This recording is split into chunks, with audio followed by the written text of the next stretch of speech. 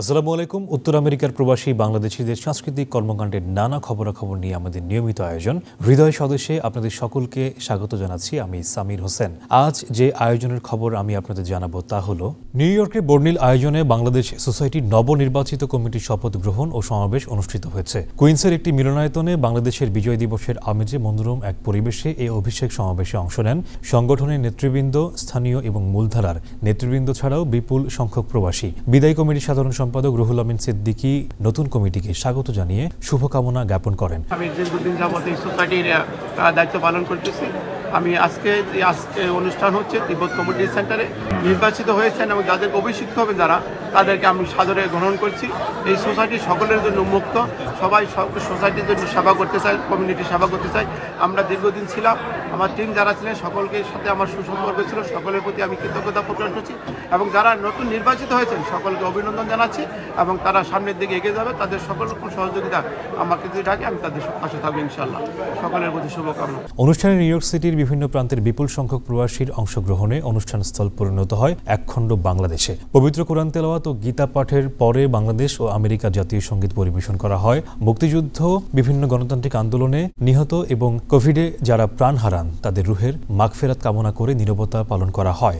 অনুষ্ঠানে বিদায়ী কমিটির নেতৃবৃন্দ বিগত দিনের কর্মকাণ্ডের সারসংক্ষেপ পেশ করেন। দ্বিতীয় পর্বে ছিল অভিষেক অনুষ্ঠানে সভাপতিত্ব করেন বিদায়ী সভাপতি আব্দুর রব মিয়া।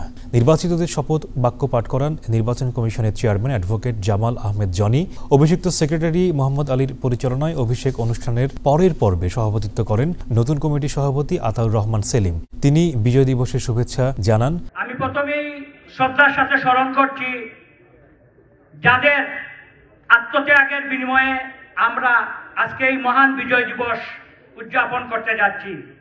আপনারা জানেন 1971 সালে এই দিনে 30 লক্ষ শহীদের এবং 2 লক্ষ মা বোনের ইজ্জতের বিনিময়ে আমরা একটি দেশ পেয়েছি, একটি জাতীয় পতাকা পেয়েছি, একটি জাতীয় সঙ্গীত পেয়েছি, বিশ্বর মানচিত্রে একখণ্ড জায়গা পেয়েছি।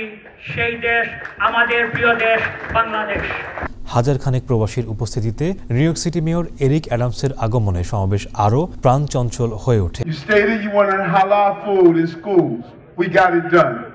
You stated you wanted to have your prayers on Friday without having to be permitted and to do your call to prayers. We got it done.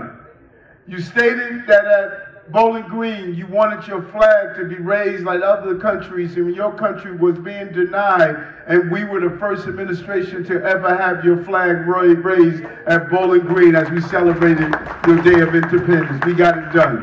মঞ্চে উপস্থিত থেকে শুভেচ্ছা বক্তব্য দেন স্টেট অ্যাসেম্বলি উইমেন জেনিফার রাজকুমার, সিনেটর জন লু, consul general Nazmul হুদা, ব্যবসায়ী নেতা শাহ নেওয়াজ সহ স্থানীয় ও মূলধারা নেতৃবৃন্দ।